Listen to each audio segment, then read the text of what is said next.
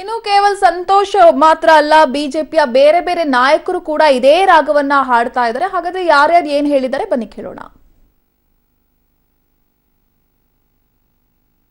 ಇವೇ 23ನೇ ತಾರೀಕು ಚುನಾವಣೆ ಫಲಿತಾಂಶ ಬಂದ ಮೇಲೆ ನನಗನ್ನಿಸ್ತದೆ ಈ ದೇಶಕ್ಕೆ ಸನ್ಮಾನ್ಯ ನರೇಂದ್ರ ಮೋದಿ ಅವರು 100ಕ್ಕೆ 100 ಪ್ರೈಮ್ ಮಿನಿಸ್ಟರ್ ಆಗ್ತಾರೆ. ಕರ್ನಾಟಕದಲ್ಲಿ ಪ್ರಾಯಶಃ ಮಧ್ಯಂತರ ಚುನಾವಣೆಗಳು ನಡೆದ್ರು ಕೂಡ ಅದೇನು ಅತಿಶಯೋಕ್ತಿ ಅಲ್ಲ.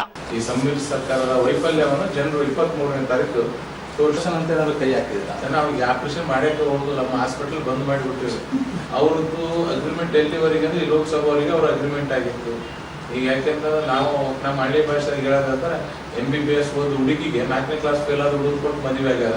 ಅದು ಏನಂದ್ರೆ ಇಷ್ಟು ದಿನಕ್ಕೆ ನಾವು ವಿಚ್ಛೇದನೆ ಆಗ್ಬೇಕಂತ ಅವ್ರು ಅಡ್ವಾನ್ಸ್ ಮೊದಲೇ ಮಾಡ್ಕೊಂಡ್ಬಿಟ್ಟಾರ.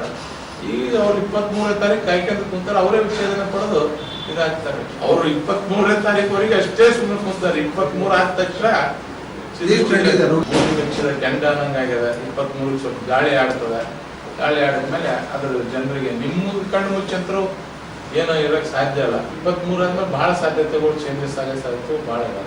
ನಾವ್ಯಾರು ಈ ಸರ್ಕಾರಕ್ಕೆ ಟೈಮ್ ಬಾಂಬ್ ಫಿಕ್ಸ್ ಮಾಡಿಲ್ಲ. ಟೈಮ್ ಬಾಂಬ್ ಫಿಕ್ಸ್ ಮಾಡಿರೋರು ಮಾಜಿ ಮುಖ್ಯಮಂತ್ರಿ ಸಿದ್ದರಾಮಯ್ಯನವರು. ಅವ್ರು ಫಿಕ್ಸ್ ಮಾಡಿರೋ ಟೈಮ್ ಬಾಂಬು ಅದು ಯಾವಾಗ ಸಿಡಿತೋ ಗೊತ್ತಿಲ್ಲ. ಅದು ಸಿಡಿದಾಗ ಈ ಸರ್ಕಾರ ಬಿದ್ದೋತತೆ. ಎಲೆಕ್ಷನ್ ಪಕ್ಕ